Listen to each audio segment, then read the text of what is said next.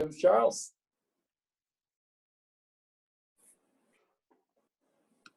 How we doing? Hey, Charles. Good afternoon. Good. Happy Thursday. Yes. We made it.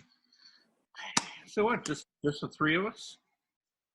Right now, hopefully, Yeah, for now. hopefully we'll have a few more. Okay.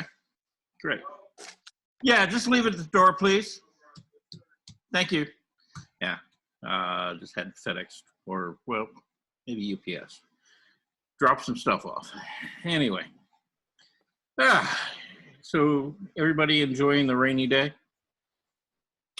Oh, Yeah, not too bad today. my lawn is slowly recovering. I had an army worm infection, Oh, wow. and it did a lot of damage. And I heard they're really bad this year. Yes, they are. Yes, they Army are. worm. Huh. Army worms. Yes. Okay. I've not heard of those. They Okay. attack grass. Okay. Yeah, they attack grasses.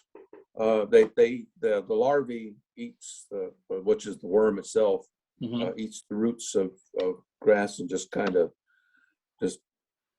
I mean, all of a sudden overnight your lawn can turn from green to brown. Wow. Okay. And so anyway, it is starting to recover a little bit. So needed the rain. How'd you get rid of them? I haven't. Well, I called the guy that takes care of my yard, and about I don't know, maybe 2.5, almost 3 weeks ago, and he says, "Yeah, that's army worms. I'll be right out." And I never saw him. And so he's supposed to be here. He's supposed to be here on Friday, and we'll see if he shows up or not. But anyway. I was going to say here, have them collect them, okay, and give them to me, because I would actually like to get rid of grass. Oh well, they don't eat weeds. They like the real stuff. So.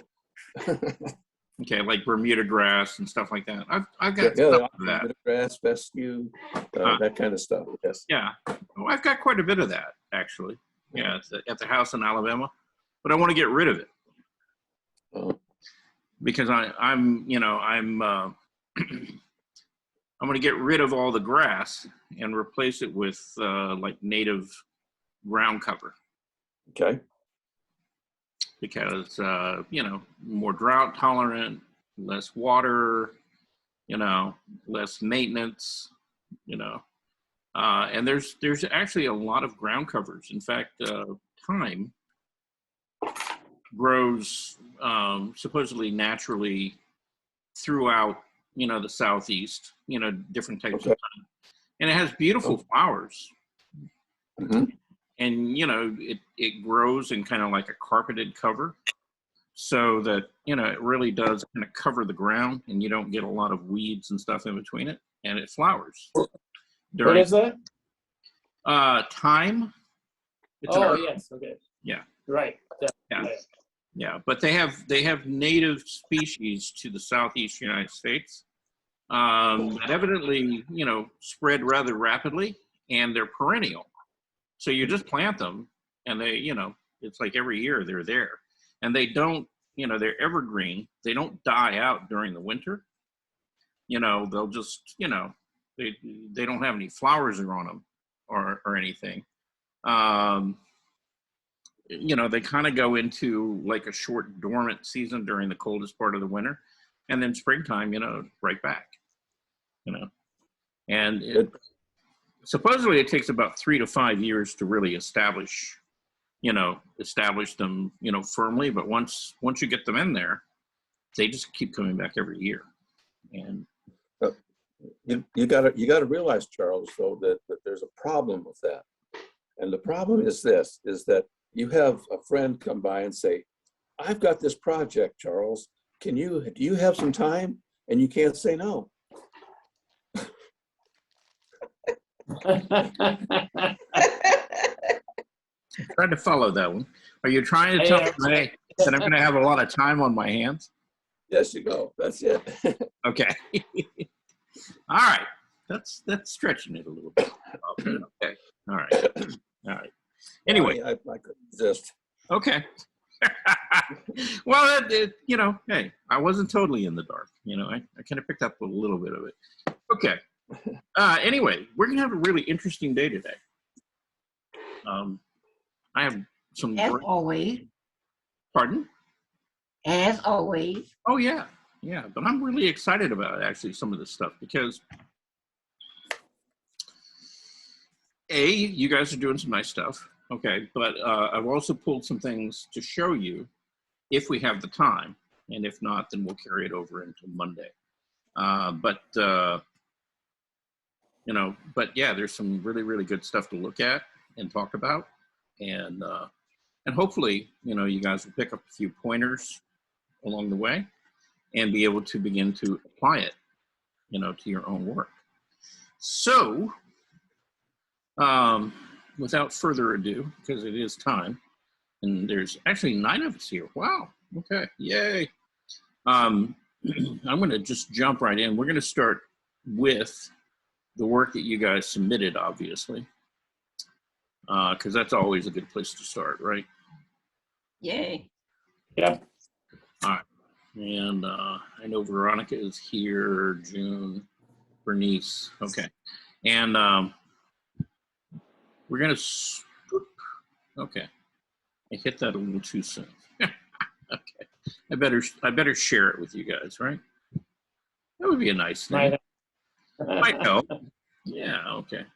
You know, it's the little things, right? Things we do. Okay, so I want to start with this piece, and this is actually not one of your pieces, but we're gonna go. I Pardon? thought John did it. I did that. You did that? That's not Yes, watercolor. Yeah, That's thanks. not watercolor. No, it's not a watercolor. Yeah, it's actually. That's mine.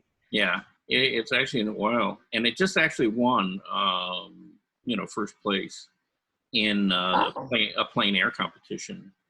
A young man by the name of Ben Bauer painted it, and you know, it's beautifully done. It's an oil. The thing is, it's not really a plein air painting. It's actually, I think he's like 30 by 40 inches. Big painting. You know, not big, but it's, you know, pretty good size. But I wanted to point something out because we had this discussion, and this is something that I'm actually working on a demonstration for you guys, and I showed part of it the other day. But it's this idea of, okay, so you got trees that don't have a lot of foliage on. And it's like, how do you get the feeling of all these little branches and, you know, just a kind of a very open feel to it without having to go in and paint every little branch? And I saw this painting and I said, that's perfect. Because that's exactly what I'm talking about, okay? So notice what he did. See, he made some brush strokes here, but, you know, this is all kind of dry brush. There's very little paint on the brush itself. So it's just kind of, you know, and my guess is that he did that well after the background, the sky had been painted. And so that was totally dry. So he was basically working on a dry surface. And he just went in, you know, and he had already painted in his, the main trunks and branches of the tree. So those were dry. And then he just went back in, you know, with a broad brush and, you know, lightly brushed in, you know, some color to sort of represent, you know, some of those finer little branches and things in the tree. And, you know, when you look at it, okay, you know, and you're very close to it, yeah, it's a paint stroke, right? And you see where the paint was dragged, you know, the brush was dragged in a direction or a movement. But it leaves this sort of broken, you know, texture, you know, what we call an open paint passage. And it's really, really effective, you know, at getting that sort of effect of there being something, you know, more to those trees than just the main branches. And yet at the same time, you know, it lets a lot of that background sky show through. So it really kind of captures that effect really pretty nicely without having to sit there and trying to paint every little leaf on it. Okay. So that's what I wanted to show you, okay, to begin with. Any thoughts about that? Beautiful work. Yes, I like that. Yeah. I'll have to inject that in one of my paintings. Yeah, yeah, particularly if you're doing, and you know, we're getting ready to come up to the fall season and, you know, early winter, and trees are going to start dropping their leaves. And if you're doing paintings of that time of year, then, you know, that's a good, you know, plein air trick, you know, to have in your back pocket and know how to do that. And it works really well. And now it looks like he did that, you know, kind of quickly, you know, probably used like 2 different color variations, a warmer and a cooler. But you can go back over and keep building up color in multiple passages and change your color, you know. Maybe the first passage is kind of a brownish gray. The next one is kind of a greenish color. The next one is kind of an orange or a yellow, to kind of capture sort of that transition or that change, you know, with the leaves turning. And it's a pretty effective tool. So, you know, I just wanted to share that with you guys. So what we're looking at now, how are we doing today time-wise? You know, when I changed it over, did Bernice's painting pop up pretty quickly? Yes. That was quick. Yes. Okay, good. Yeah, I think I've learned, rather than clicking on them, I need to just, you know, swipe, scroll, and the images, you know, come up faster for some reason. So I'm going to try that today, and we'll see how it all works out. Okay. Anyway, this is Bernice's piece, and she's gone a little further along. She's got all the figures in. She's developing the heads. She's got, you know, it looks like a skyline, you know, with her ground and everything that the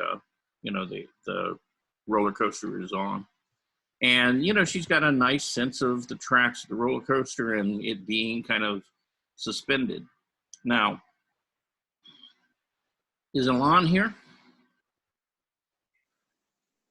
Yes. Yeah, okay, you're an engineer. Would that roller coaster stand up? Yes, absolutely. Absolutely. Okay. All right. So, see, Bernice, you got the approval of an engineer. Okay.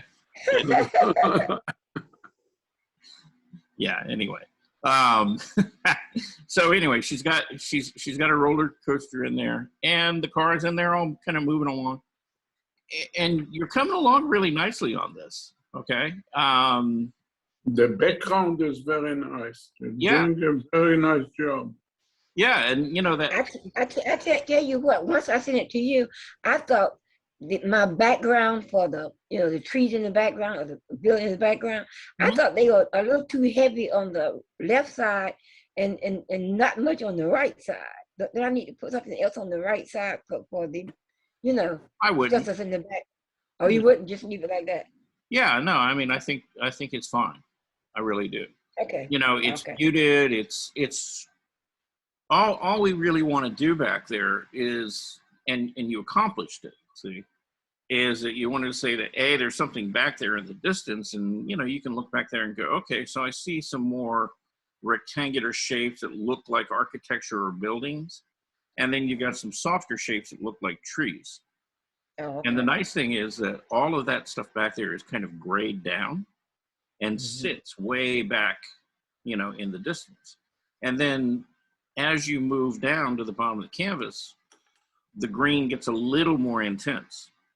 Okay? And then as you come right at the bottom, then those colors are really intense and really helps pull that forward. So you've got some nice depth in there, you know, and it's not flat. And that works really well. And you've grayed down your green, you know, your kind of ground area. And as you're doing that, it looks like in some way you've got a little bit of that red or pink, you know, in the color, which ties it together with the sky.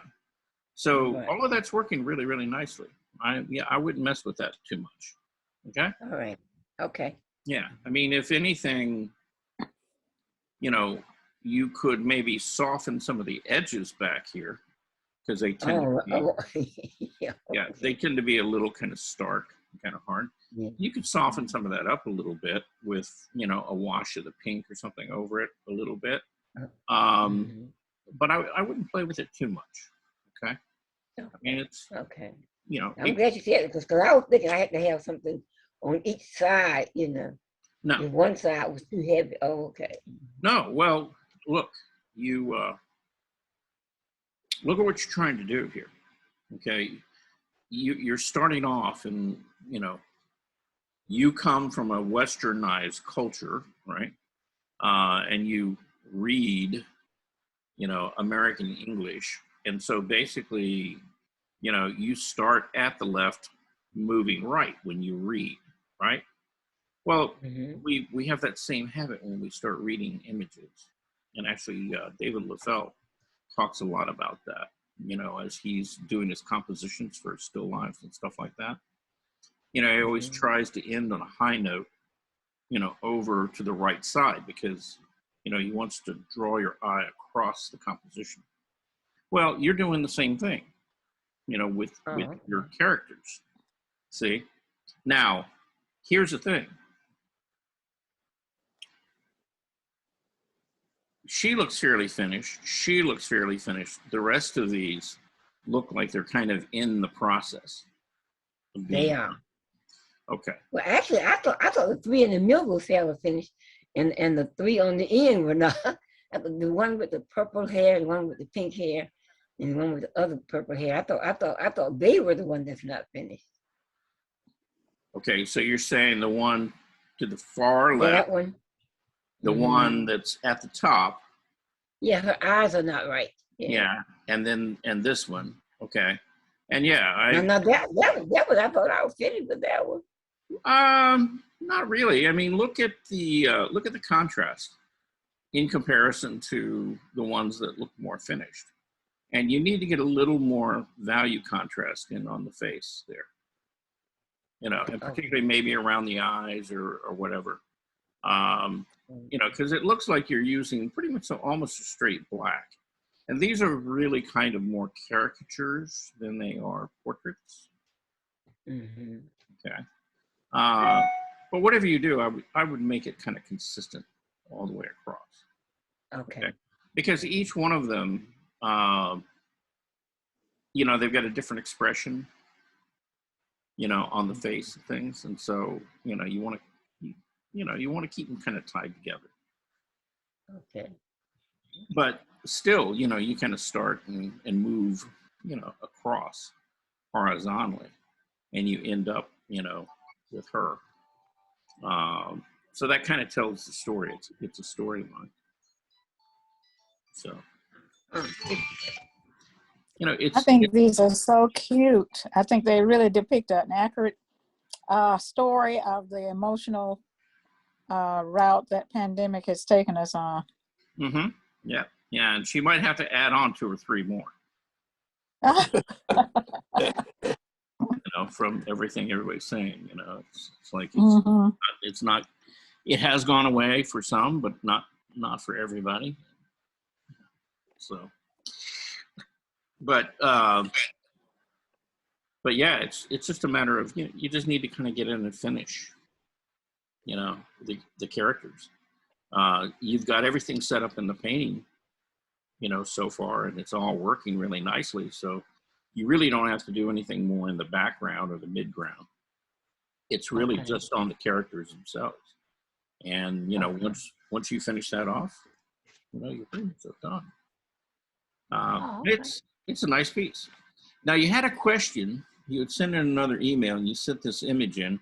It's something about painting a ribbon. Well, you see all that nice swirl. I've been trying to do that because I saw a painting Mhm. that had swirl, and I can't get my paint to swirl like that. To do that. Yeah. All right. And I was just asking you, and it doesn't have to be today, but could you help me make swirls, with those different kind of colors in it and all that? Mhm. Okay. So there's a kind of a trick to this. Okay. Oh, And probably if I had to make a guess of how they did that, it's kind of a two-step process. One, they put down a base color, right? And the base color was mhm. probably the red, if I had to make a guess. Okay. Okay. And then they loaded the brush up with white on one side, and then they dipped it into blue on the other. It's what you call double loading a brush. Okay. And then they kind of painted into that red paint, dragging the brush through it, leaving some of the blue and the white and stuff there. And that's, these are kind of the later paint strokes right in here. So these two right here. So they may have actually double loaded it a couple of times, with like starting off with red and blue and then going to white and red and then just dragging back through some of that already existing color that was down there. Because when I was trying to do it, it did, like if you look at the almost middle of the painting, where the white goes, I couldn't get this like the whole piece of the ribbon to, I would get a piece of it, but I couldn't get the whole thing to flow like that. Yeah. Well, you've got to get a lot of paint on the brush. Okay. Okay. You can't have just a little bit of paint. You got to have it pretty much loaded up with paint, and you've got to have a fair amount of paint on the surface itself. Okay. Okay. So everything's pretty wet. Okay. And my guess is, like I said, I'm about 99.9% sure, just looking at the paint strokes and the textures, that this is acrylic paint. Oh, good. That's what I use. Okay. Yeah, but you probably want a good inch and a half wide brush to do this. Okay. And like I said, you want to lay some pretty thick, paint strokes down initially, on the surface, and then you want to come back into it with a brush that's, at least double loaded, maybe even triple loaded. Oh, okay. Yeah. And I do. I do see white, blues, and reds. Yeah. Yeah, and the way you would do that is that you might start off with your brush, and it will dip it into the white and really load it up all the way across with the white. Oh, okay. And then take like the right corner and dip it in the red, and the left corner and dip it in the blue, and then make your paint strokes over that. Okay, I will try that. Yeah, just experiment with it. I mean, you can come up with some fun, neat stuff like that. Okay. Okay. But don't hold back on the paint. You need a lot. Okay. Yeah, you can't be like economically minded. Well, I just want to use a little touch. No. Yeah, get in there and really. Could you work that by just pouring paint and then taking a brush? Oh yeah. But I don't like pouring, because I don't. To me, you get whatever form the pouring gives you, and I don't. I guess I'm too. Too. You want to controlling for that. I want my swirls the way I want them, not the way the. Yeah. Well, Bernice, I've got to burst your bubble on this one too. More than likely, you're not going to get exactly what you want. Okay. But you might get something in there that you're really happy with. Okay. Okay. Because it's this isn't really about controlling everything, because you just can't make all that stuff happen. It's got to kind of happen organically, or it doesn't. Um, you know, but I mean, you know, looking at it this way, you know, blown up, you know, where you can really get in there and look at the structure of, you know, how the paint brush, you know, drug through the paint and stuff is really nice. It makes a really, really nice abstract piece of art. You know. I love those swirls. Yeah, but I'm guessing that, you know, in reality, this was probably no more than about a 4x6, you know, piece of board. Oh, canvas. a little bit of canvas. Yeah, it's not probably not all that big, you know. But then when you zoom in on it, you see all this, you know, all this texture and color and everything else. So, yeah. So to try to get that on. One other question before you go. The color is on the left side. How did they get that color? You mean the red? Before you get to the swirl. You mean the red and the blue? The red, yeah, the red and the blue. Yeah. So again, they probably used that very same brush, but it didn't have any white in it at that time. And they probably started. They probably started with the red and put a layer of red, and then they put, you know, reloaded the brush with the red on one side, the blue on the other, and, you know, made it through a couple of paint strokes through the red that they already had there with it. And then they probably wiped out their brush, loaded it with the white and the red and then the blue, and then went back through it again. That's my guess. That's going to be my next little toy then. Yeah. And, you know, particularly for anybody using, you know, double and triple loading the brush for oil painters and for people using acrylic can really get you some beautiful effects, you know, with your paint strokes and things. So it's good to play with that. A lot of decorative painters and people who paint florals and things like that use that technique of double or triple loading the brush with color. So you get some nice stuff. Okay. Well, thank you so much. Okay. I shall have fun. All right. Okay. So now we're going to talk about this painting. This is a painting that Bob sent in, but Bob did not do. This was your mother-in-law? Yeah, this was my mother-in-law who did this painting. Okay. This is, say, in my opinion, one of the best pieces that she did. But well, in later life, she did some other things that were pretty nice. But this was done in 1976, and I spent last week while we weren't in class cleaning out my storage barn in the backyard and basement, and I ran across a box of a lot of her work that she did. And I've got another piece that I'll probably post one of these days.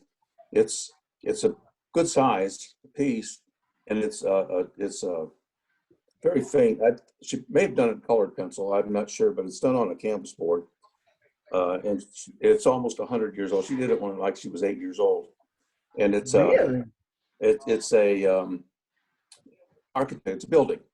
And she got the perspectives pretty darn good for being at the age she was. So I thought that was kind of cool. And I just, thought this was an interesting painting, and the flowers look pretty good to me. Yeah. And she is not done on a black canvas. She painted that canvas in the back, which is pretty smooth for trying to paint, a black canvas. Anyway, just thought people might enjoy it. Yeah. And looking at it, it kind of looks like it. To me, it looks like acrylic paint rather than oil paint. It could well have been. Yeah. I mean, it doesn't have the look of oil paint. It feels more acrylic-like. And I mean, she's got some nice form and structure. She kind of understood how the flower was actually put together. The same thing with the leaves. The composition of it is real nice. So yeah, Yeah, my father-in-law was into roses, and he was a member of the Atlanta Rose Society. I don't know if it's still in existence this time, and they did a pretty big show during that time, about 76, 77, and he may have had a few roses in it. However, I'm sure he was into the organization, because that was his thing. He was an organizer. Okay. Right. And then you send in your painting that you're working on, I guess. Yep. Okay. And so, this has changed quite a bit, from where you started. Yeah. And so this is an example, in my opinion anyway, of if you don't know where you're going when you start with, you never know when you get to where you're supposed to be. Okay. Okay. I could kind of buy that one. Okay. Yeah. All right. I want to ask a couple of questions, and then I want to also point out a couple of things to you. But I'm going to ask first. Okay. Now, I remember the doorway being there. Okay. And and the thing is, I'm not quite sure what's going on the inside, because it looks like we're looking into the building. Well, you're looking through a tunnel, if you will, and there's a doorway on the would be on the left side of the wall, going back through this building. Okay. And that's the lighted spot there would be the door going into that particular side of the building. And then the rest is just whatever your imagination would like to perceive it to be. Okay. And it looks like there's some steps or something in there. Yep. Kind of going back through. Okay. Yeah, but not just back, but also back and up. Back and up and to the right. Okay. To the right or to the left? To my right. As you're looking at the picture, it's to. Oh, well, the steps are going to the right. Okay. Right. Yeah, because the doorway is over on the left side. Okay. All right. Because one of the things that it's doing, okay, because you've got the incline of the steps here, it's kind of making the perspective look a little bit wonky. Okay. Because, your eye level, okay, when you're looking at the rest of the painting, right, your eye level tends to be, kind of right about here where the top of the heads of, all the people are, right? And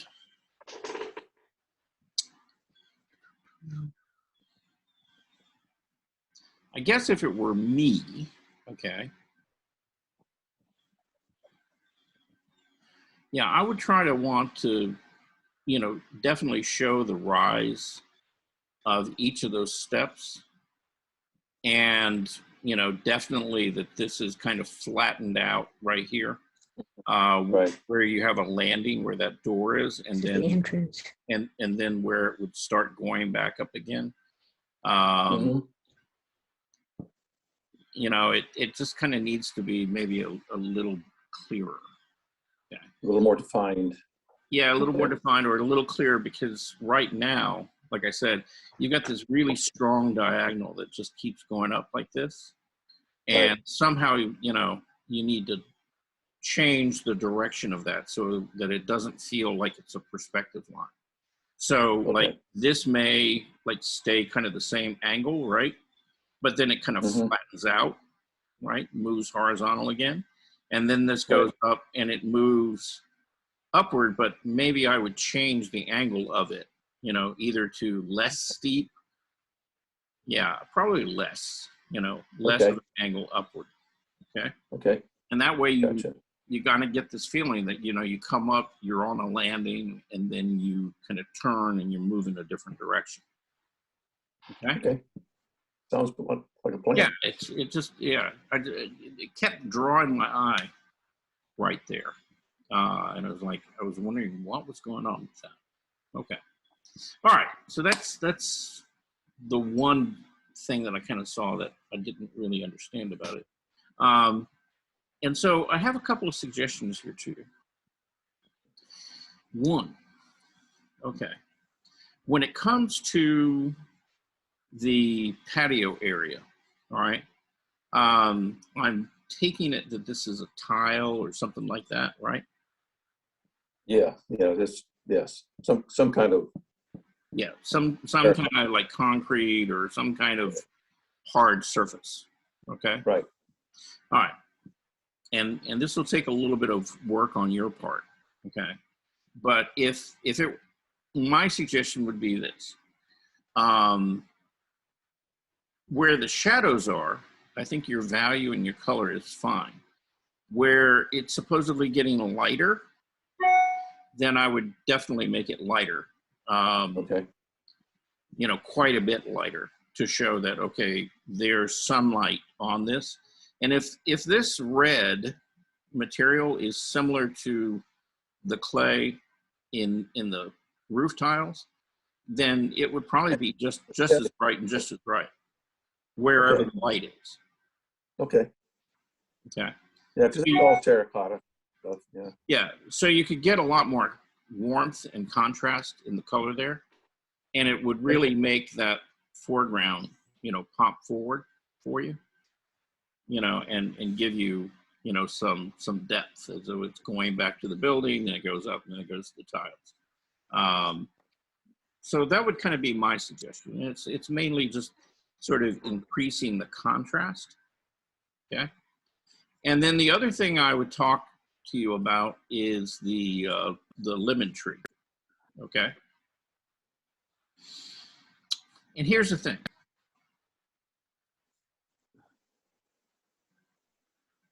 You know, the way that the foliage, and you got it arranged, you got it breaking over the roof right here, which is fine. And I think you kind of need to, you know, make the shape a little more irregular, and, you know, let it, you know, kind of come forward and break in front of that doorway just a little bit in there. Okay, And maybe even in front of this other chair, because the tree is closer to us than the table or she is, right? right, right, And, you know, the only thing I would avoid is, you know, I wouldn't, you know, bring the branch over and cover over her in any way. I just, you know, but let it break that shape up, okay, you know, and as it comes down, you know, there can be more foliage and stuff over, you know, this walk area. You know, it doesn't have to stop, you know, right there. Okay. okay, And again, you know, see, because again, you've got this kind of stopping right at that line. You know, if some of that foliage kind of came down in here, you know, then we would know that that tree is sitting in front of all that. okay. So just, you know, just kind of look at that real carefully. And I guess, have you looked at some either photographic or real lemon trees? Oh, I've been looking. Oh, yes, sir. Okay. All right. Yeah.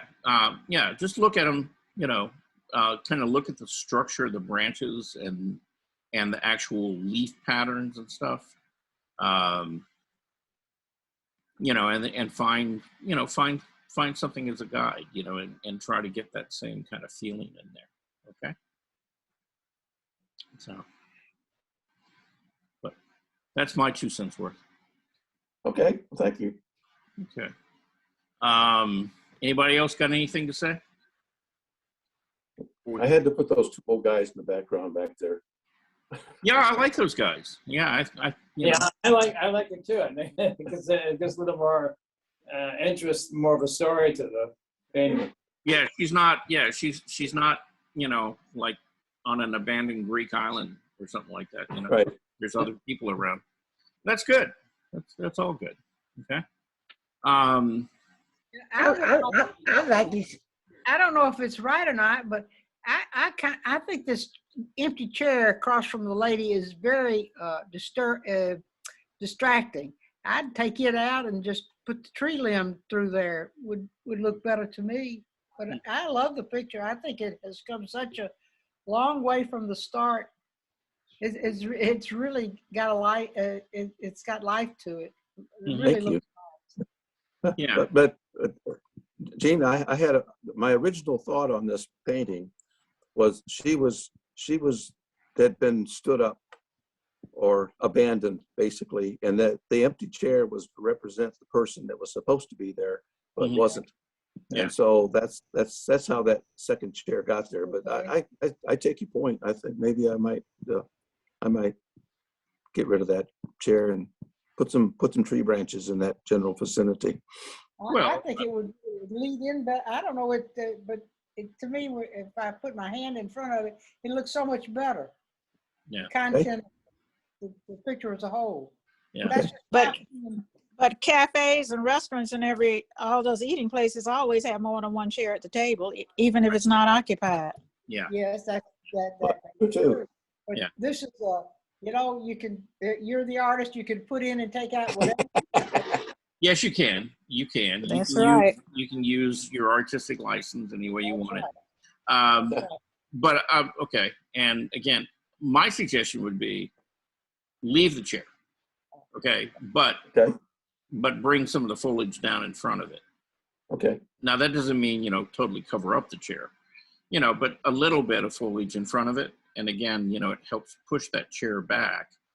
And, I think you still get the same story out of it. She could have been stood up. She could just be there by herself, however you want to.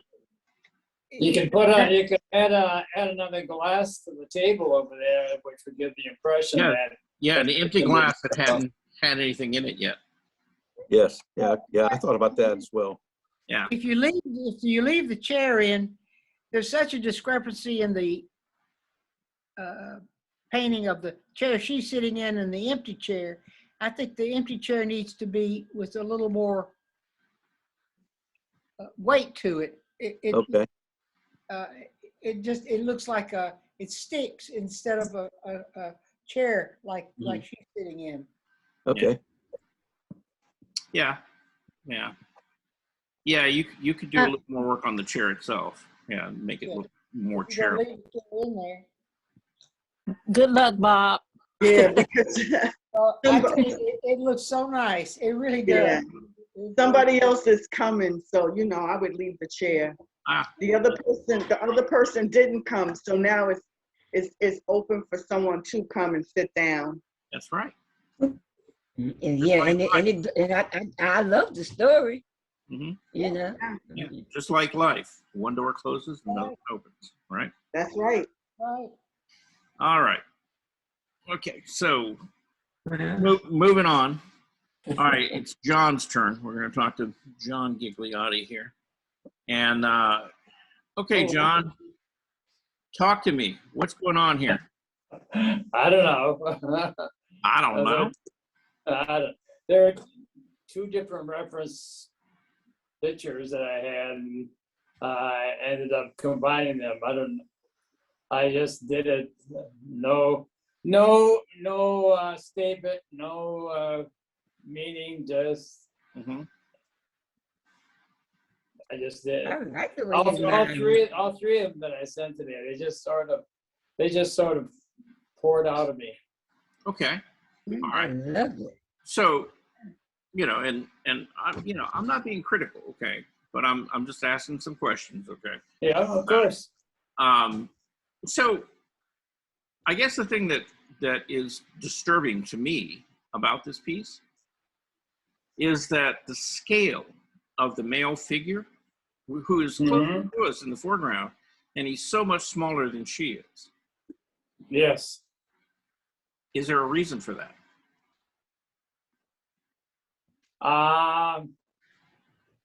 The female's more dominating. Okay.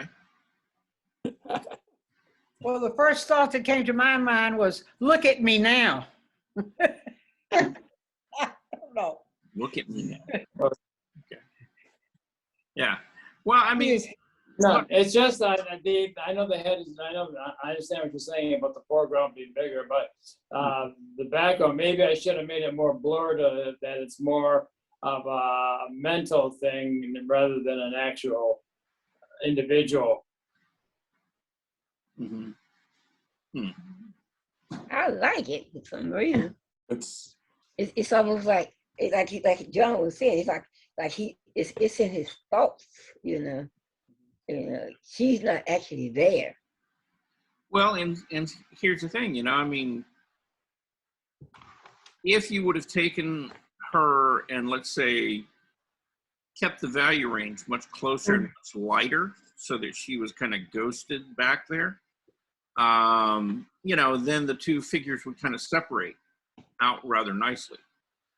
But the way you've got it right now is that the dark of her hair and her eye and a lot of the value ranges in her skin tones are very similar to his. Yes. And so they don't really separate out well. Okay. Now, what is this done in? This doesn't look like watercolor. Yeah, it's watercolor. Okay, it is. Okay. All right. Yeah, just plain, strictly watercolor, nothing else. Okay. All right. I think we're going to have a class in how to design a composite image in the very that would be good. Yeah, in the very near future, because I mean, this has got some great possibilities. Okay, and if you look at like book covers and different illustrations, they do stuff kind of like this all the time, where it's like they may have a very dominant face, which is very large, right? But they sort of ghost or kind of merge one image into another, right? So that they kind of work together. Like, for example, okay, let's just say, for argument's sake, that she was really the dominant character, right? Okay. And that he was kind of a secondary character. But that you wanted to see him, in that position, a little bit closer to us, right? And a little more of his figure. If you would have taken her face and let's say put like some really extreme bright light on the left side of her so that the whole left-hand side of her face was lit up, but that the whole right side of her face kind of fell into shadow. See, then it could have fallen into shadow, and then his hair could have become part of that shadow, and then he could have kind of emerged out of that. So. Yeah. Okay. And so that's kind of where doing like thumbnails, little thumbnail ideas and stuff, little sketches, and working out that kind of dark light pattern type stuff. That's where you can resolve a lot of that stuff and get it to work together. And, in fact, if his hair kind of falls back and, her face, the whole right-hand side of her face is in shadow, and this is in like light, bright light, then you could still, even though his hair and stuff comes up here, you could still indicate, showing her eye coming through, that dark, and it becomes, it's still part of her face and it's still part of his hair all at the same time. Does that make sense to you? Yep. No, I see that. Yeah. Yeah. So, I mean, you can use devices like that to sort of solve some of those compositional problems, and then you can really get away, with, playing with the scale of things, that don't feel like, what you would normally expect to see. And like I said, if you look at illustrations from like book covers, movie posters, things like that. Yeah, I know. Right, yeah. You see that kind of device used all the time. Okay. But I just sort of trying to step out of my box a little bit. Okay. All right. Well, I'm gonna have you step out of your box even more. Okay. Okay. Because I mean, it's a great idea. Okay. But now I want to see you solve it and get it. I love that hand. Yeah. And I mean, what I would say to you is I don't want you to change necessarily the composition of things, but I want you to maybe start with a pencil, right? And a sketch pad, and then just do little thumbnails, right? And then, lay in value, just keep it all down to what's in light, what's in shadow. See, and just kind of work out the light and shadow on it, until you can kind of get it to work, right? Would it help this particular one if I just shadow bar her upper forehead? Well, you can, but I would do the thumbnail first. See, Okay. I would do the thumbnails and kind of begin to work that out as to what that would look like, before I jumped in on this piece and tried to, push things around too much. Okay? Okay. That's I'll play around over the weekend. I love the hand you have on his. I mean, that's done well. Thank you. Yeah, I mean, Basically, basically, I mean, what we're talking about here, John, is you don't have to do anything to him, okay? All you have to do is just soften, like the hair, maybe take some of that, just soften it back, and work it into a shadow, on the, like I said, the right side of her face and maybe under her neckline and stuff. And just let it kind of fade off. And again, you could still kind of bring her features almost all the way over to the edge of where his face starts. See, like, her nostrils and stuff, and have them in there kind of subtly, right? So that you really do read all of her face, and still yet it could, go into being his hair or whatever. Right. So yeah, play with that a little bit. See what you can do. Yeah, over the weekend I probably spent some time. Okay. And then we have this guy. He's out there. Yeah. He's out there on the beach. Yep. Sunrise. Yep. I love that one. Yeah. Now I have to ask, because I just saw, what was it? Day before yesterday, I watched this movie. Can't even remember the name of it. It was kind of a cute thing on Prime. It was about two girls who inherited something from their father, and it happened to be a nudist camp. And this kind of reminds me, of the back view. The guy doesn't seem to be wearing any boxers, So he's out there in at sunrise, catching the rays, huh? I guess, yeah. Is that gonna be? It does have a cap on. Oh, he's got a cap on. Oh, okay. I hadn't noticed. now he's covered. He got a cap on. He's covered. Okay. Well, The only thing he needs to cover is his. yeah, something is. I did not go into a detail with clothing. No, you did not. No. Yeah. Okay, good. All right. It's a good idea. And, again, it's like how you position the figure, the boat, your eye is really drawn back, to the horizon line in the sunrise. All of that works really nicely. I mean, it really does. And we kind of talked about this before in your watercolors. Rodney. You got, my suggestion would be this, all right?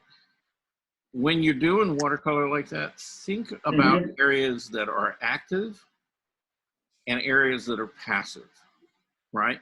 Okay.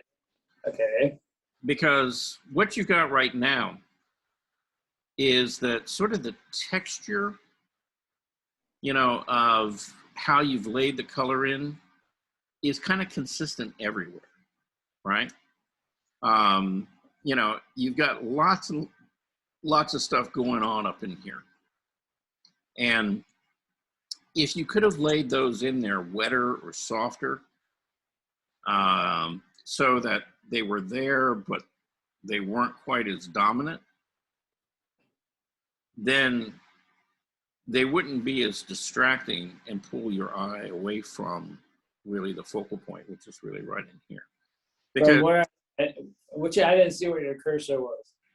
Really kind of, the boat, the guy, and the sunrise. That whole sand area. Yeah. Yeah, and see, the way you've painted this is, you've got, you know, a lot of interesting brushwork and activity and stuff in there, which, you know, you want to, and plus you have good hard edges, soft areas. And so you get a lot of contrast in there, and you want to, it wants to draw your eye there, right? But then that same texture and everything sort of carries over into the water and then right up into the sky. And it just, you know, it's kind of just about everywhere except right in this area. And see, these are a little softer and quieter. Now, if you could do the same thing up here, which you can, because it's watercolor, all you have to do is take like a really big brush, you know, and load it with a little bit of, you know, some water in it, and then just, you know, wet this whole area just in a broad stroke.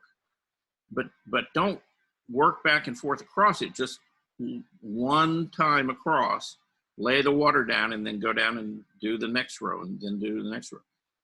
And just let the water sit there and just, you know, soften things. If you do that, this will all quiet down. And again, you know, you don't want to do it in this area. You know, leave all of kind of this alone. It's really kind of out here and at the top. And see, if you just soften that sky back. Yeah, again, I was trying to get the effect of that's, you know, the closer. Yeah, up here. In the foreground, right. Yeah. Yeah, and you've got all the shapes and the change in value and the dark light contrast up there. You know, you won't take all of that out.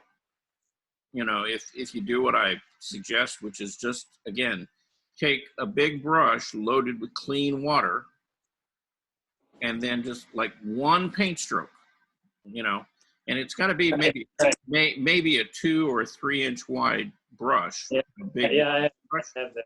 Yeah. Yeah, and then just go right across the top, lay down some water, and then reload the brush, and then, you know, like right across, you know, sort of the middle part in here, and then maybe just on this side, and just, again, one stroke, and then leave it alone. You know, don't sit there and keep going over and over, because then that I always say is my problem. I keep going back and adding and touching up and yeah, but just, you know, it's like it's got to happen like in one big paint stroke, right? You know, because you're not trying to move where those things are, you're just trying to soften them. And so by laying that water on there, that's just going to break up those hard edges and stuff in there and diffuse the color a little bit. You know, and probably leave you, you know, pretty much so with what you want. Okay. Which is a little bit softer. It'll still come forward because it's, you know, again, value, contrast, color, everything else is still going to be there, you know, to work for you. Right. In comparison to what's down at the horizon line. But it's just, it will soften it enough so that it doesn't compete with, you know, your focal point. Okay. All right. Anybody else got any thoughts about that they want to add before we move onward? Well, I like the former ones we looked at in this one. I think they're all wonderful. I especially like the sky in this.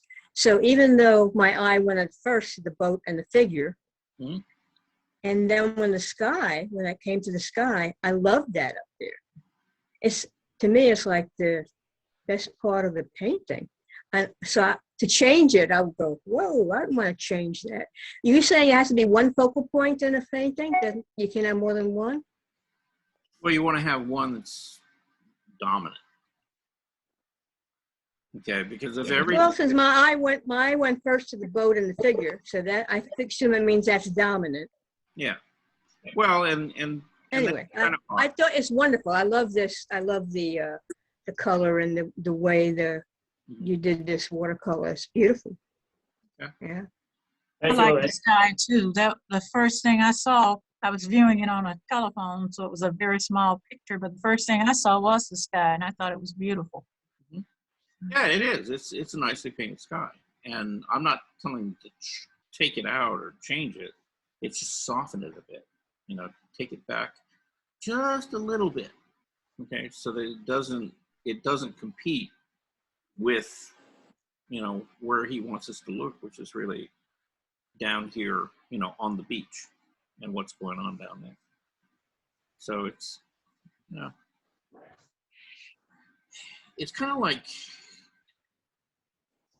if you look at painters like Sargent, they were very, very good at directing your eye and kind of taking you through the painting by the use of, textures and value contrast, sharp edges, soft edges, things, they use those 5 types of contrast, very well.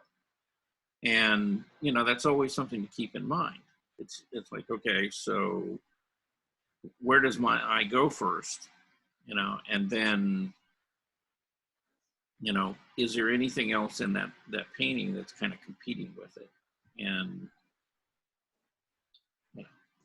Yeah, when I do any of my watercolors, this one particularly, I start with what page, and I did the sky and the sand and all that probably within 20, 30 minutes, just wet, and then I let it dry and put in detail. So that's almost my first 20 minutes of work where I just never changed. Mm-hmm. Yeah. All right. Well. But I can see both directions. Like I said, softening it would make it, to me, yeah, like I agree with you. Yeah, and again, I'm not saying change it. I'm not saying move anything around or Correct, make, right. make things darker or lighter. It's just that the edges, particularly toward the top, are so sharp. Right.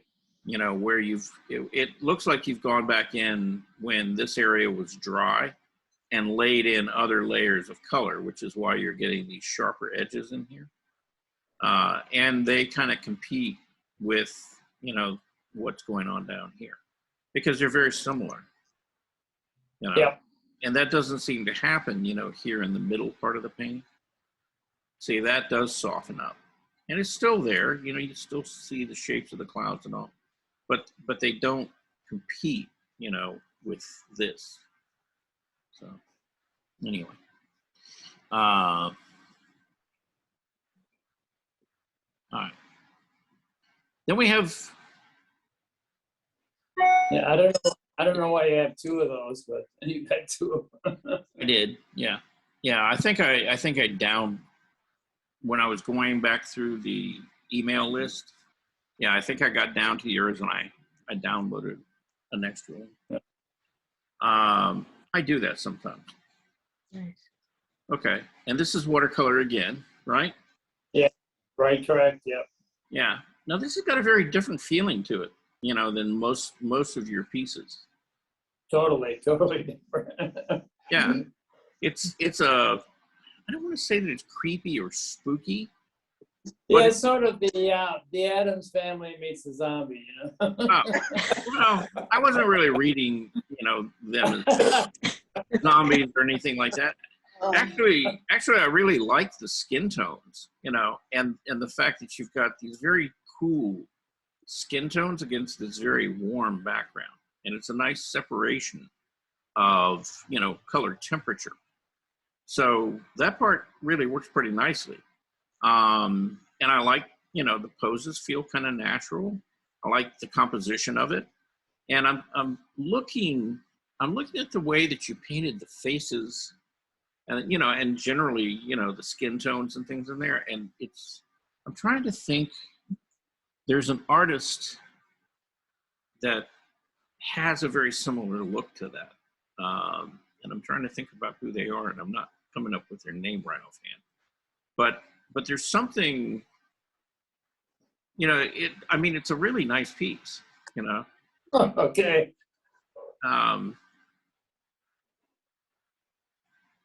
Yeah, I'm gonna have to think. I like the clothing, the way the colors and everything looks like it's kind of flowy material. Mm-hmm. Mm-hmm. But Charles, could you back it up a little bit. You see the whole thing? You kind of put it so close, it's cutting off a little bit of the painting, at least for me. Yeah. Yeah, me too. Yeah, Yeah, right. thank you. Is the hand on the left-hand side as you're looking at the painting in the right position? It seems like it's. I think it needs that to be. I was looking at that. Where it extends outward, the little L shape or V shape should just come straight down a little bit, so you just see the more or less Up the maybe. figures. Yeah. Okay, Bob, what were you trying to say? Basically, the hand maybe up a little bit. It looks like I'm trying to. You kind of, when you see that hand, you kind of envision the arm behind Right. the person, and the person, the way that the hand is kind of facing up, kind of doesn't fit with the way what I would envision the arm to be able to do around the body. I think if you just saw more of the fingers and not the hand. Yeah. Yeah, that might help. It fits right in with that image of the Addams family and the dark eyes up there. So it looks like a hand coming from out of All dark. right, yeah. Oh, That's The hand. Yeah, the hand. It's creeping up in there, right? Thank you, Elvis. okay. Actually, in looking at it, yeah, the hand doesn't really bother me. Okay, I mean, the position of it, because I've actually seen, instances where somebody had their hand around somebody's waist and their arm is relaxed, and the hand does sometimes do that, kind of drop down like that. The arm would actually be kind of lower down here, but remember, you got a wrist, right? Mm-hmm. And so if she's got her hand kind of like on, his, or is it, I read that as a boy, or a male. It started out as a girl, but I don't know. It just Okay. sort of ended up being. Okay. Well, the other figure anyway. But yeah, if her hand was on the hip, like the crest of the pelvis, Right. and resting on that, yeah, it could drop down that way. So the position of it doesn't bother me. The thing that I would say about that hand is that with all of this falling back into shadow, right, and as dark as this figure in here, I'd say that the value of this is a little too light, and that you could darken down the value of it overall. Maybe keep it cooler, like kind of up here on the forehead, the shadow side of this face. I wouldn't make it the same color range as the flesh tone on this figure, but keep it, closer to what you've got on her. So more bluish maybe. And just, again, not dark, just darken it down a little bit so that it feels like it's in a little bit of shadow in there. It looks creepy to me. I agree. When I did that yesterday afternoon in about 4.5 hours. I just don't know where it came from. Well, John might have found his look finally, though. I mean, it's not a comforting looking painting. No, it's not. There's something. I got the idea. Some of the things you were showing us Wednesday, not quite surrealism, but not impressionism. Just sort of disturbing. Yeah. God, I wish I could remember this artist's name. I keep seeing the work, but I cannot remember the name. But it was kind of like this, and I think they mainly painted it in oil, but they also did, a lot of watercolor kind of sketches and stuff too. I'll have to look around and find that for you. But it had a lot of the same kind of feel to it. But there's something, even though this doesn't feel like really comforting, there's something beautiful about, the way that the color and just sort of the feel of the figures, you know, are there on the page. There's a really nice presence to it. So. Well, thank you. I was to say, Yeah. I don't know where it came from. Yeah, out of your three pieces that you showed so far today, I like this one the best. You know. Wow. Okay. I do. It's you know. Anyway, Lorraine. Speaking of, okay. That's nice. That's a nice skeleton. Yeah. Okay. So Lorraine, you know, tell us a little bit about this. What is going on here? Well, this it was a drawing that I did again in a class a while back. It was a still life set up as still life in the class. And the suggestion was to take some section of it and put it in color versus the black and white. Right. Color it as the actual colors were. And I'm looking at it later and I'm thinking I made a mistake of just doing that, making that strip right down the center. It would have been more interesting maybe if it had been across or over further to the side. Anyway, but so that was the idea. And I guess it's an good exercise also in how color would change how you make the shapes or how you make the shapes look like they're three-dimensional. Because I think my black and white sections look better in that way than the colored section. It's interesting. Okay. Anybody got any thoughts about that? I would have liked to have seen the apple red. Oh, well. Yeah, well, it wasn't red, so we're just doing it this color what I saw. So Okay. yeah, it was a yellow apple. Could have yellow plus a little red in it. It would have brought the red out from the background down to be with the yellow. Yeah. Yeah, you could always So be creative. Don't just look at what you're doing and try to copy, but be creative. Yeah. Yeah. I think I like the color. I think maybe a little bit more in contrast might have stepped Absolutely. off a little better. Yeah. Okay. So I got a few thoughts about this. All right, now the initial drawing, was that done like in charcoal or graphite, or what was the medium that you used?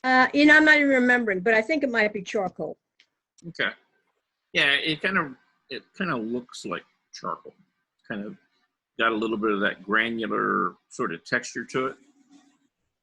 I mean, overall, I mean, I like what you did with it. You know, and having the color in the center doesn't bother me. And in fact, you did a really, really nice job on, even though you've put a hard outline on that pear, on the interior, Yeah. you know, you were pretty successful at, you know, beginning to get some sense of form in there. Now, if you could have pulled off the same thing on the apple. And the apple. Yeah, then, you know, and then I think they would have probably worked together, you know, so you could probably use. Which might have been just taking out some color, using an eraser or something, probably to get some white highlights in. Yeah, you know, pushing the highlights in there, or, you know, getting, you know, just changing the value, you know, to the bottom. It gets a little bit darker, but, you know, pushing that a little bit could have made that feel a little rounder. You know, your flowers, you see some, you know, some pretty subtle transitions and changes in the flowers. So the flowers don't look flat, you know, where you have the color. You know, where you have the color, you know, they kind of begin to feel a little bit dimensional there. So for the most part, you know, I'd say most of that works pretty well. Now, I know you said that this was it was an exercise that you did at Kellenwald, and they set up a still life for you. I guess, you know, the way I'm reading this, you know, this is some kind of table or platform here, and then this looks like another platform or table sitting behind it. You know, but then it kind of flattens out up here, and I'm not quite sure, you know, it's kind of this thing of going back and forth between kind of flat and almost abstracted to dimensional. Yeah. You know, and goes back and forth. Not that that's necessarily a bad thing, you know. I mean, there was a whole period of art, you know, in the early stages when they were beginning to get into the Cubist movement and stuff like that, that there were a lot of,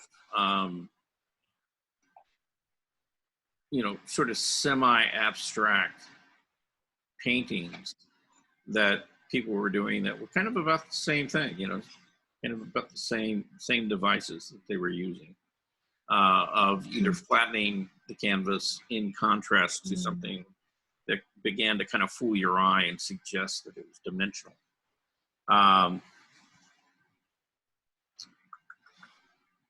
So, I don't know. I mean, is that kind of what you were asking about, or you said that you wanted a critique on it? I guess my question is. Yeah, no, I mean, yeah. It sounds like I kind of mixed some different ways of doing it. I've mixed them together in a way that makes it kind of weird. Well, and you know, Lorraine, it's art. Weird is not a bad thing. You know. Yeah. Okay. Yeah. Yeah. Weird is not. Yeah, I'm okay with weird. That's for sure. Yeah, weird is not necessarily a negative there. Okay. In fact, you know, sometimes, you know, having things a little bit disturbing or weird is actually a good thing, because it stops people. You know, it stops people and makes them look and question, and that's kind of the function of art anyway. In many ways, you know, you want them kind of looking into it, kind of like, huh, I wonder what. Okay, what's going on there? So, you know, I guess, did you have any thoughts Well, about? thank you. I mean, that's, yeah. Yeah, did you have any thoughts about taking this any further? No, I don't even, I'd have to find it. I don't know if I still have it. Oh, This is like, I took old pictures of stuff a while back. So I'm not sure I do it. If I did though, I would definitely try to, the color area, try to get more of that, you say, the different values, try to get more of the shading and the shape to show up. Yeah, the form. And I think what I overdid, and I always do this because I tend to really like pen and ink and lines too. So I outline stuff a lot, too much. So I could see that makes it look less, yeah. Well, less like the real flower or apple or whatever. And it does. Okay, when you have an even, consistent outline around something, it flattens everything out. Okay. Yeah.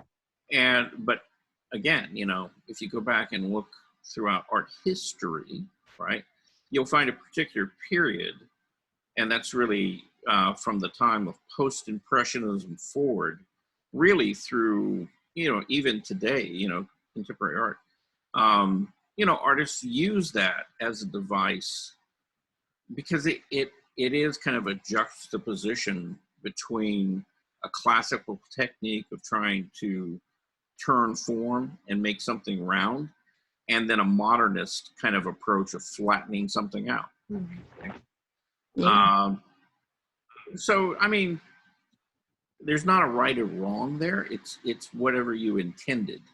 And knowing if I use a line and I'm going to outline everything, then I am going to flatten things out. If I don't use the outline, then I'm going to have something that feels dimensional. And when you use the two together, you know, knowing that it's going to create some kind of uneasy or disturbing feeling, you know, because they're fighting against each other. You know, one is trying to look three-dimensional and flat at the same time. See? And so it becomes one of those focal points, you know, because I mean, for me, when I looked at this, you know, the very first thing I do is I go to that yellow flower and the pear behind it. Because that's the two areas where it almost takes on sort of a three-dimensional realistic feeling, and yet it's contrasted against everything around it that's more graphic. Flowers. So you know. Well, I wish I had intention and done it intentionally to do an interesting, but it wasn't intentional. I don't know enough about all the elements that go into drawing and painting to be intentional like that. Okay. So well, we talk about them all the time. You know, so you'll learn something here, you know, about that. And then, you know, and here's the thing. I wouldn't say, you know, do this still life over again. Okay. But what I would say is, okay, so you've done this, you've learned something from it. Now set up your own still life, you know, take some of the things that are personal, close to you. And then again, you know, begin working and actually, I just watched this really wonderful video. It's the bad part about it is it's almost a 4-hour video. And it's an interview with an artist by the name of Cesar Santos. And, you know, they were having this discussion, you know, about, you know, how to develop, you know, a piece of artwork. And one of the things, you know, drawing is so important, you know, because, you know, and that's one of the big failings of people who just kind of get into art is that they don't spend enough time drawing. And, you know, if you took and you set up a still life, and let's say you drew it, but you didn't draw it once. Let's say that you tried drawing it, you know, 4 or 5 different times, and you changed things in it, not where things were, but how you represented things. Let's say you did a tonal sort of representation of it, then you did something that was totally lineal, and then you did another one where you combine line and tone, see? And you looked at those, you were able to compare them and kind of begin to see, you know, which one worked for you best, you know, which one did you think was, you know, closer to what you were trying to achieve before you ever got into color, see? And then do a couple of little color studies based on the one that you like, and then do the final painting. See, by the time that you get to the final painting, you've got all that solved. You know, you don't have to kind of struggle and try to work through it. You know, you have a direction to go to, and you know you're going to use an outline, and then, you know, what kind of outline is it going to be? You know, how thick is it going to be? You know, is it going to be real dominant? Is it going to be really subtle? Okay. And you've resolved most of those problems for yourself, you know, when you get into the final piece. And, you know, most professional artists work that way. You know, even abstract artists that you kind of think are just, you know, kind of going to walk up there and start throwing paint up. Very few of them ever do that. Okay. I mean, I know enough artists, you know, who paint abstractly. I can tell you that 99.9% of them never do that. Okay. What they do is they start off, and they'll start off with things like pen and ink or charcoal or something like that. And they'll do like little, you know, thumbnail studies and try to get effects and things and see, you know, how that works there. And then they'll try to, you know, reproduce that, you know, in a painting or something like that. But, you know, they always start trying to find a source of inspiration, you know, with those drawings and things. Because one of the things, and this gets into kind of a long conversation, and we'll get into it maybe on Monday or something like that, but one of the things about artists, you know, basically you can think of yourself kind of like a filter, you know. What you're doing is you're taking your everyday life, things that you've experienced, things that you see, and you're kind of filtering it through you. You know, it's like how you're perceiving it in the world. And then when you make art, what happens is all of those feelings and things come out on that paper. See? And so drawing, you know, drawing is just, it's one of those skills that as you develop it, it becomes a tool you know, to help you filter things and figure things out. And in the process, you know, as you're figuring out what it is that you want to say, it also helps you in many ways figure out how you want to say it. You know, and you end up creating something that looks like you, right? And feels like you. You know, and you're not copying necessarily a style or a particular artist. You know, it's something that's part of you. So there's Lorraine, what direction are you doing in your current work? Are you doing the same type of thing? I'm really, it's not like I do any current work. That's why I started to take this class to try to see if I could start doing something. I haven't been doing anything. Okay. So I don't have anything current actually that. Time to get going. Yep. Yeah. All right. So here's I'm going to give you a homework assignment, Lorraine. Okay. Oh, okay. Mm-hmm. All right. So here's your homework assignment. All right. I want you to do a still life. Okay. And the still life has to have at least 3 objects in it. And they all have to be about you. Kind of like that other drawing I did, right? But had more objects. Kind of. Yeah. But yeah, Okay. things that are close and personal to you. Okay. Now that could be, you know, maybe, you know, I mean, you go to parks and stuff like that. You know, maybe it's a shell or acorn or a tree branch or, you know, a flower or something, you know, that you've collected along the way. You know, maybe it's an old photograph. Maybe, you know, it's, you know, another thing from around your house. See, you know, I mean, it could be anything. Okay. You know, it's just something that you're sort of attached to, right? That kind of describes something about yourself. Okay. And I don't want you to do a finished piece of art. Okay. What I want you to do is I want you to do some little tiny thumbnail drawings of just items. Oh, okay. Okay. And I want you to do at least 5 of them. Okay. Now, when I say a thumbnail drawing, you know, that means probably no more than, you know, like bigger than 4 by 5. Okay. Oh. 4 by 5 inches. Okay. You know. Small. Yes. Yeah. Thumbnail. Yes. Small. Little. They're you know, they're not finished drawings. They're just ideas. Okay. Okay. You know? And so they magnifying glass.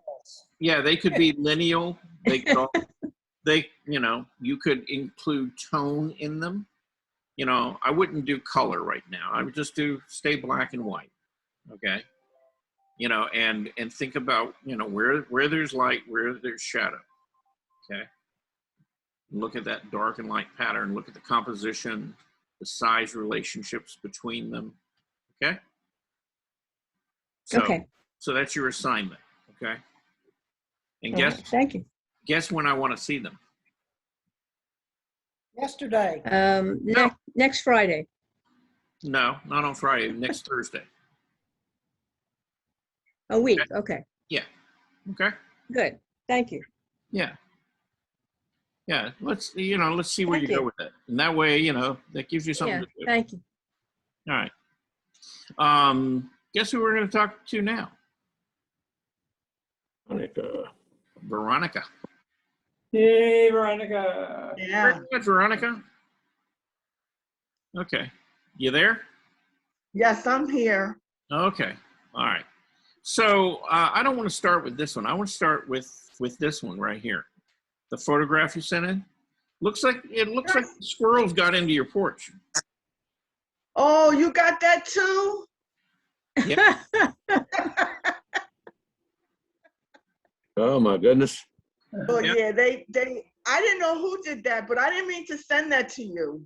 Oh. Well, that was kind of my question. Is like, okay, so I mean, you kind of you kind of did the still life like this, right? Which it kind of looks like, you know, the cup or whatever on the table, and then you kind of did me this, which looks like, you know, a bunch of, you know, I read it as people, you know, kind of running Yeah. around. It could have been squirrels, could have been anything else, you know. I mean, they're definitely moving around, you know, and then you sent me this. Yeah. And I was like, okay, so I'm trying to tie the three of them together. It's like, okay, so what's, okay. But Well, you you're know, saying that they're not related. Okay. no, they're not related. And I think we agreed that I wouldn't take the pictures, and my daughter's away on business. So I was like, well, I still am working on art. So, you know, I was inspired by the last class when the guy kind of had the people with the background. And so I wanted to try it. Yeah, you're talking about You this know, one right here. yeah, I Yeah. wanted to try it. And I had ink here, and I've had ink for a while. So I went and got the paper and said, well, the people can fly around or walk around or whatever, but let me try it with the water graphite, which is the gray, to draw. Yeah. And then I put the ink, the gold ink, and then took the water with the brush and went through it. Yeah, So with I the could graphite. understand why John likes watercolor, because I don't normally use water in art. Okay. But it was fun. It was fun. I'm gonna do some more, and it's small, so I didn't do what I did when I started oil painting. I went really big. Okay. Can I make a suggestion here? Yeah. Okay. I mean, you know, since it's kind of a small piece and you're just experimenting, and you don't have to do it on this piece, you know, maybe you do another piece that's kind of similar to it. But as you do it, you know, one of the things about the artist's work that we looked at was that they would put down figures and then they would soften them. They would kind of ghost them back. And then they would put other figures on top that were, you know, a little more present, a little more bold, right? Where the lines were more defined. And you see, you've kind of kept all your figures separate, right? They don't really overlap. And see, you know, if you kind of would have maybe faded that one back a little bit, then this one could have maybe come over in front of them a little bit. See, and they could overlap. And that would give you a little more dimension and space, you know, in the piece, right?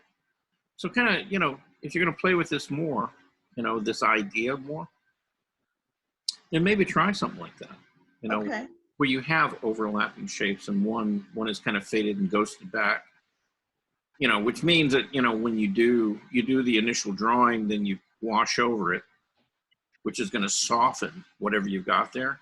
You let it dry, and then you go back in and you draw back over it again, you know, with another figure in front of it after it's dry. And that way, again, you know, it gives you that difference, you know, kind of like, you know, you've kind of done it here. See how this is, it's there, but it's ghosted back and you're more dominant. So it sets up a little bit of contrast for you. Right? Okay. And something moves, you know, in front, something moves backward. Okay.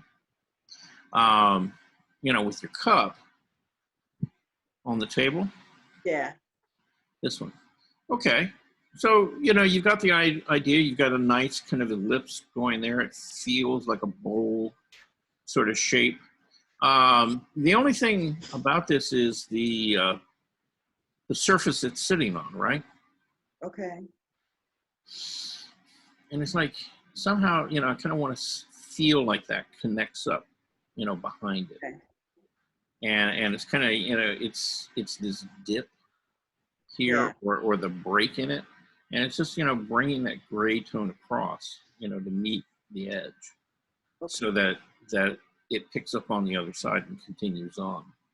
Other than that, I mean, you know, the way you've drawn the bowl and everything else is fine.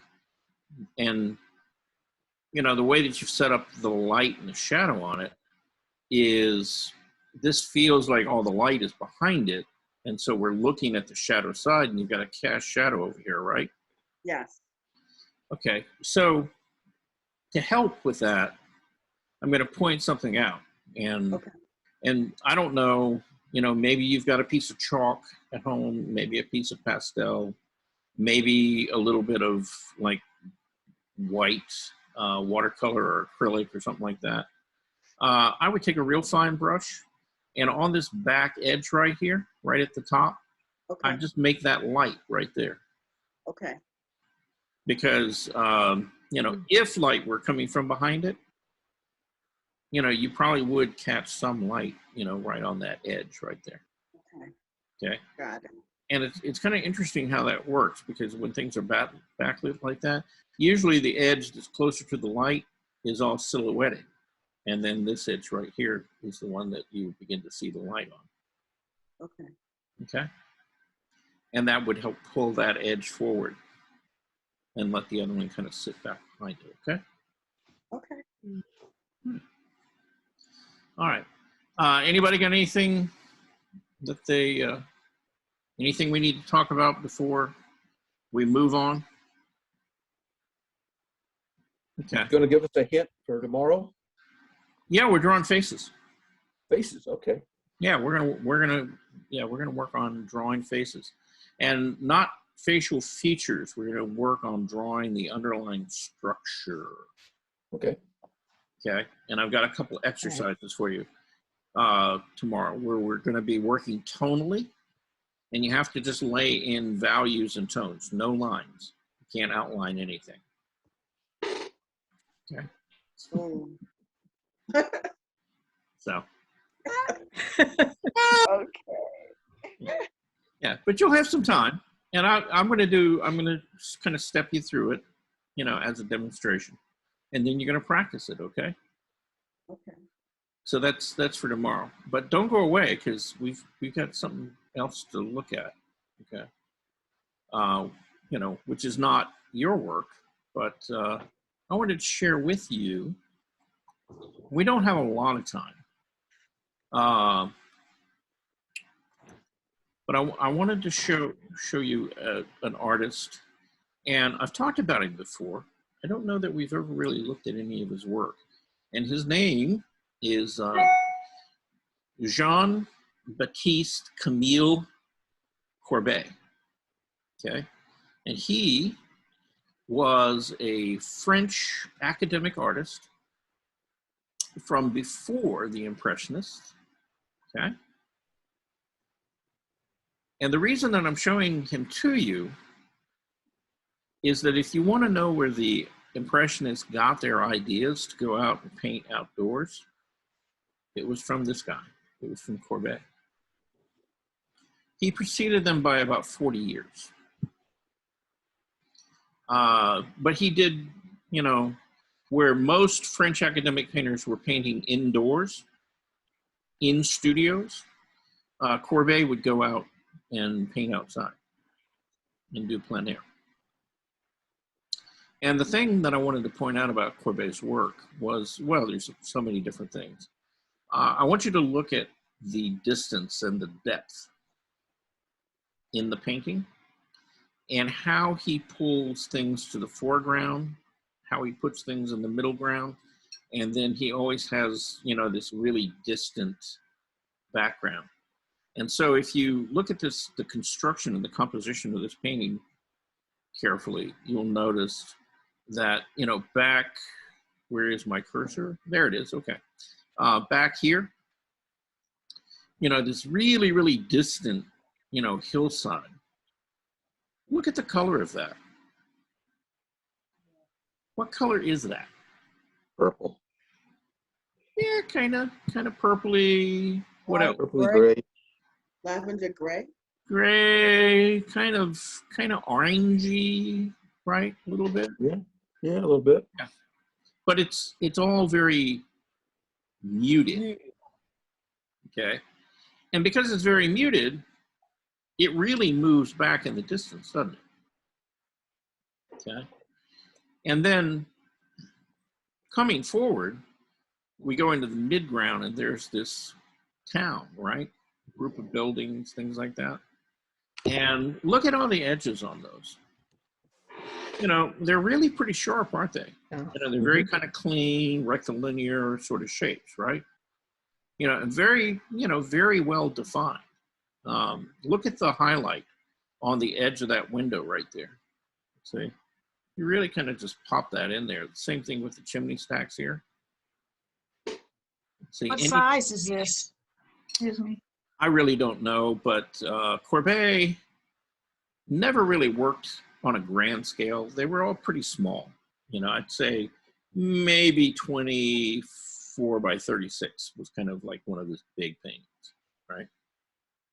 Like I said, he, you know, as a practice, you know, he painted outdoors more than he painted in the studio. Yeah. But the thing I want you to notice, okay, and, you know, we're in the midground right now, is how he sharpened up the edges on that, right? And the question is, okay, why would you do that? You know, because if you're sharpening up the edges on that, that's going to pull your eye back to it, right? Because that's a type of contrast, hard and sharp, you know, hard and soft edges, right? And if you look at everything else around it, everything else is very soft, isn't it? Yep. Except for right in there. Okay. Especially since further up the cart and horse and that's like not as defined. Right. That's much more fuzzy. Right. But it is closer to us, clearly. It is. It's clearly closer to us, okay? But you see, Corbett made a decision, okay? Where he wanted you to focus at, he wanted to pull your eye past, you know, he wanted a tree here. He wanted these people working in the field, you know, loading up this cart along the roadside. He wanted all the shadows and everything. He gave you everything that was in that landscape, but he told you exactly where he wanted you to look. Ah, Right there. okay. See? And, you know, almost points to it. yeah, almost immediately, you know, your eye goes right there. See? And so he directs your focus in the painting. Okay? And this didn't go unnoticed. This didn't go unnoticed by, you know, really a lot of artists. And see, one of the things, you know, when you look at French, you know, academic art, you know, the French were really good at everything was done kind of equally, right? You know, everything, flowers, fabric, you know, I mean, you know, they rendered everything everywhere. And Corbett, you know, because he was working outside, you know, he began to kind of think about really kind of how the human eye works and about, you know, how it is that he's going to get you to kind of feel like this landscape is sort of a natural thing that you would see.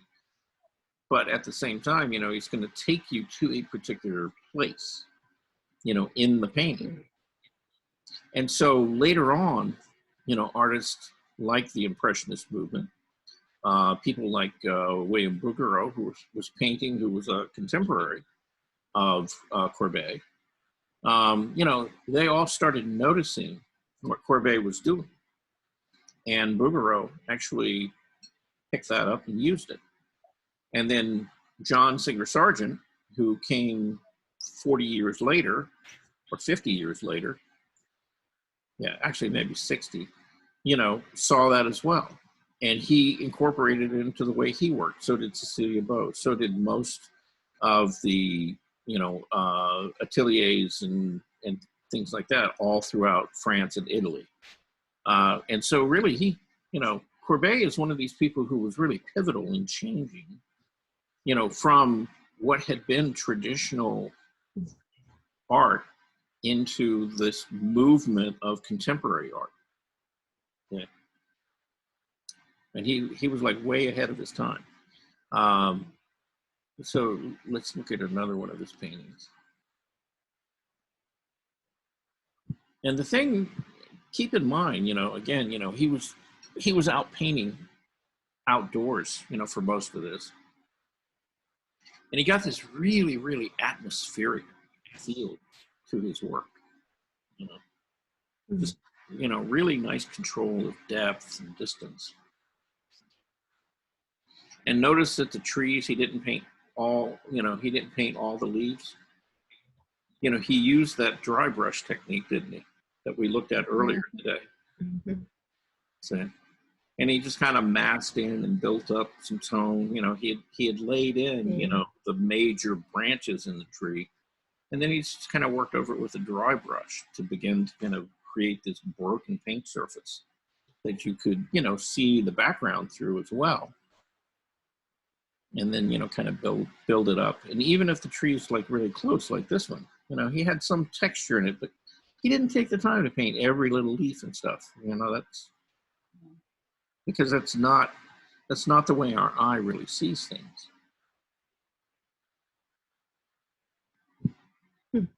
You can see how muted it is to the left.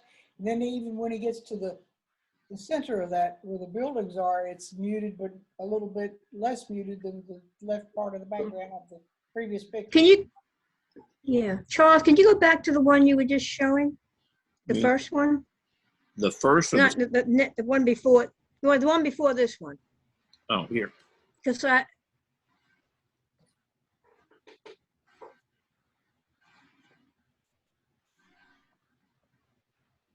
it's still taking a long time to, no, not the first one.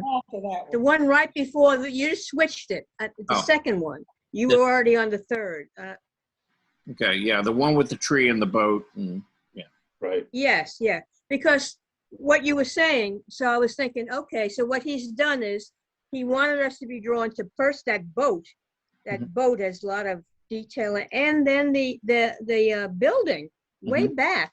Right. Where everything else is muted, but you see that architecture real clearly.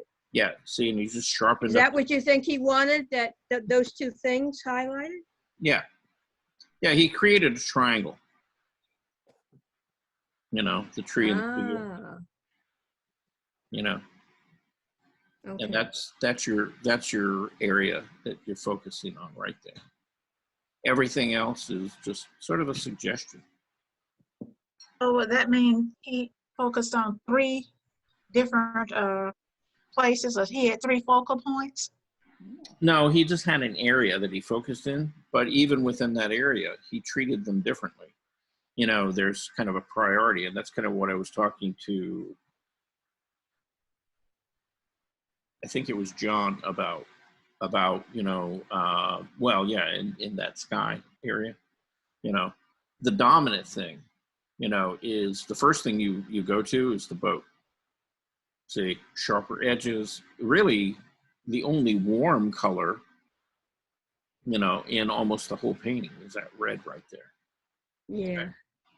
And then from there, you know, he draws you back over here with the sharper edges and value contrast, right?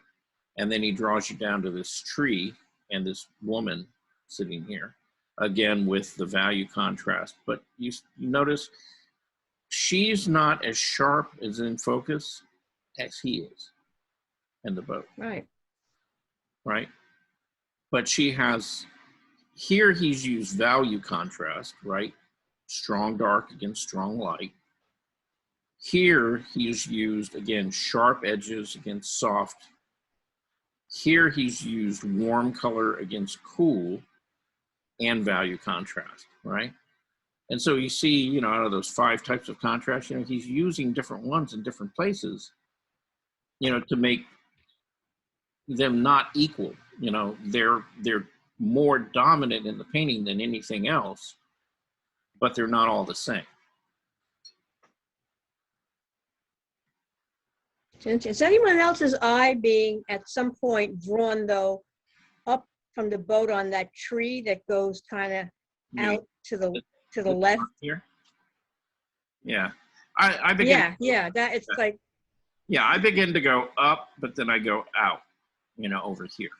So kind of like here, kind of over to this tree, and then back to her, and then back to the boat, and then, you know, again, you know, kind of end up moving in a triangle, more or less. Where did he paint? In France. He was a French academic painter. And again, before the Impressionists. Not is his name spelled Corbet? Yeah, Corbett. Okay. Yeah, in French you don't pronounce the T; it comes a Y. Corbett.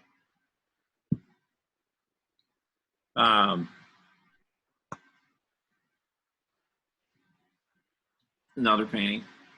Okay. And again, you know, his whole bag of tricks are right here. You know, he's drawing your eye from here, you know, out to this sunset, and then you kind of along these trees, and then, you know, kind of keeping you like right in here. Okay.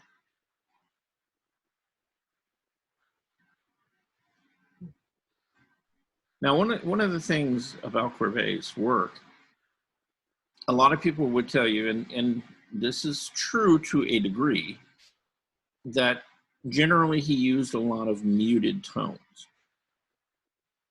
in his paintings, and that he used limited amounts of intense color and was very intentional with it. But, you know, I've also seen Courbet paintings that were full of very intense color. And it wasn't, however he used color, he was very conscious of it.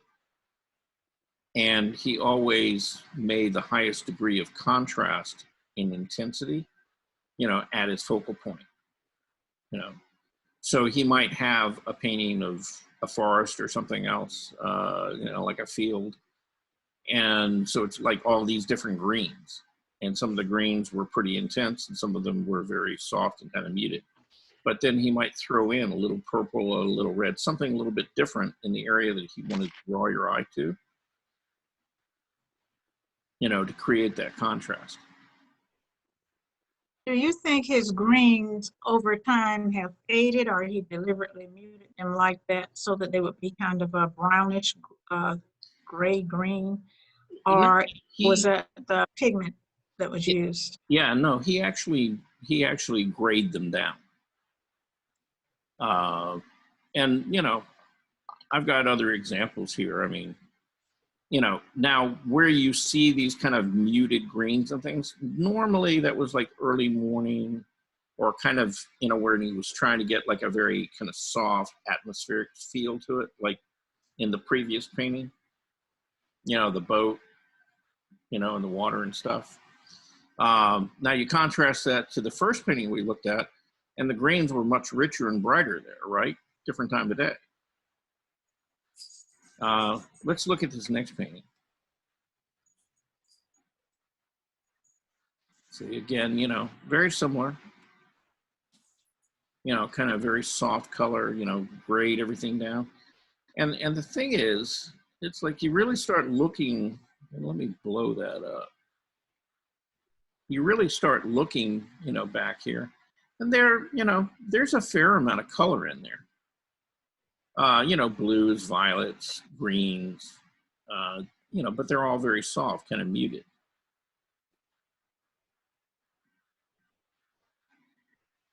You know, and that, because he muted all those colors down and kept the value structure close together, they hold together and they move back in the distance. And then see, he comes in and he just pops that little bit of intense color in front of it, which really pulls this tree and everything way forward, you know, and begins to create that distance and that depth that he was after.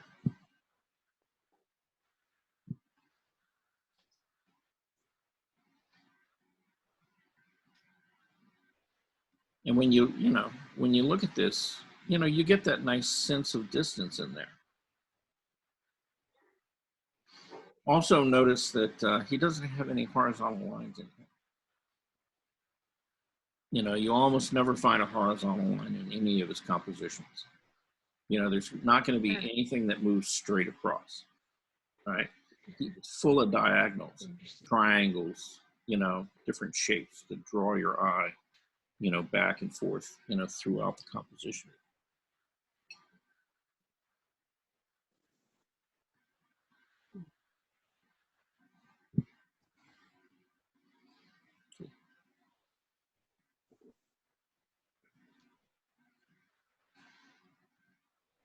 Not my favorite painting of his.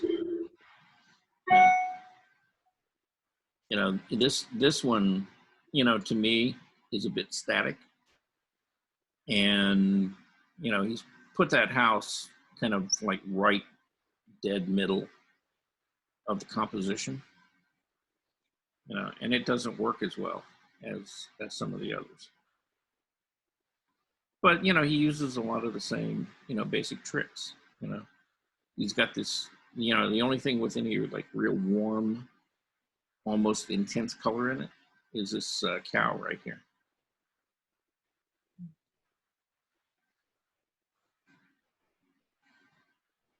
You know, this brown in here, it shows a lot of the red in contrast to the green that he's got in the reflections and in the shadows.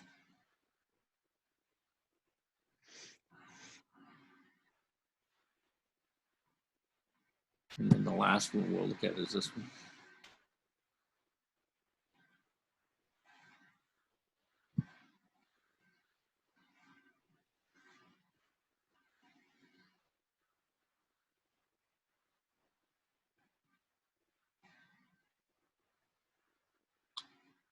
So where does your I'm eye not go? sure. I'm too crazy about the tree with the. It looks like it's exploding. This one right here? Yes. Yeah. I like it. Nice. Yeah. Well, actually, you know, that if I've been to different parts of France, particularly down around Lyon, and if you go out into the countryside, you see these old trees like this, where, you know, farmers and things have come back and they've pruned these trees back, and these trunks have gotten like enormous, you know, like these big, huge trunks, but they haven't let any of the big tree limbs, you know, grow out on them. And they're full of these wispy little, you know, tree limbs like that.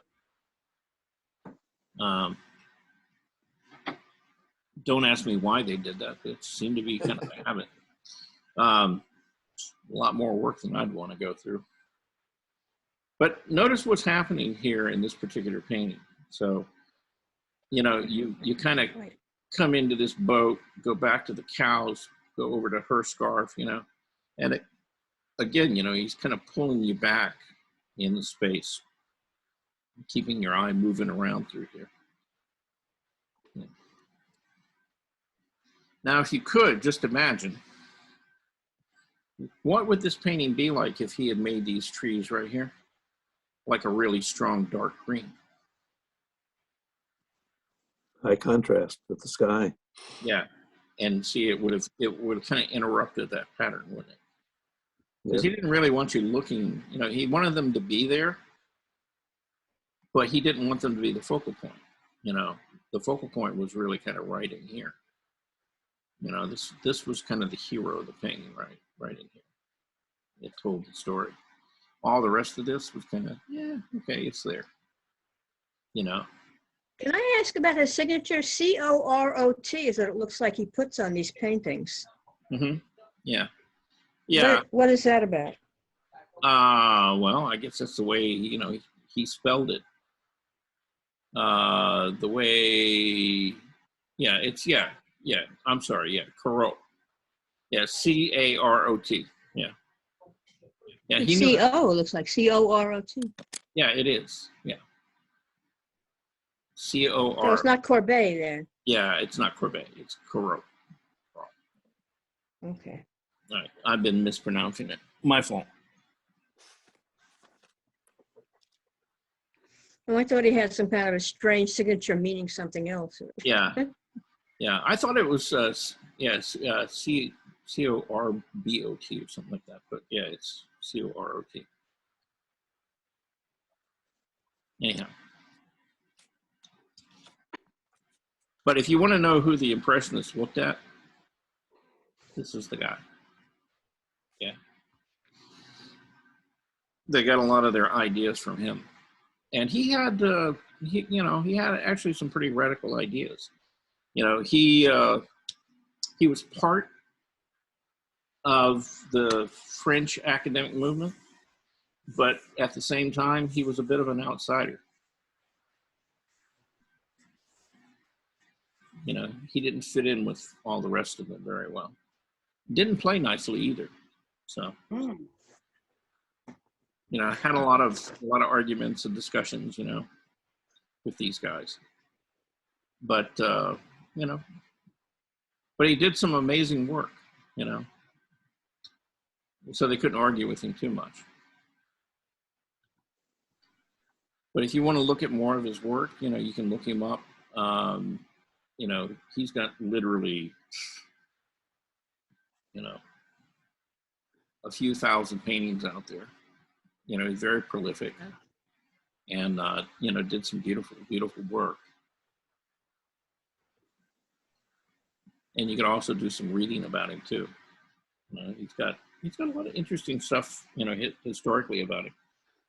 But you know, if you want to learn some tricks as far as, you know, painting landscape, he'd be a good person to look at. You could pick up a lot of tricks from him. Okay. And on that happy note, anybody got anything? It is now 3:58. Anything we need to talk about before we go away? Come on, somebody's got to have something going on. I'm not, it's not about the class or anything. I need to go, but I may or may not be here Monday because I'm having a some kind of eye measurement stuff for cataract surgery, and they have to dilate me and everything. So it depends on how long that lasts, if I could see anything. Okay, yeah. So well, Monday. Hopefully I can still be here. Okay, yeah. Well, we start at 10, so I don't know how that fits with your doctor's appointment. Yeah, I have. Yeah. Anyway, so. But, you know, and I've had cataract surgery this month to 2 eyes. So there are times when I might not be here, but that might be the reason. It's wonderful. Trust me, I just had it done in December. Yeehaw. All right. Yeah, Bob went through it pretty well. And yeah, they're getting really good at that stuff, you know. So, all right. Well, Thank you. Everything works out well. All right. So I guess on that happy note, I'll say bye. See you manana. Yep. Bye. See you in the morning. We're going to draw heads. Okay, bye-bye. Bye.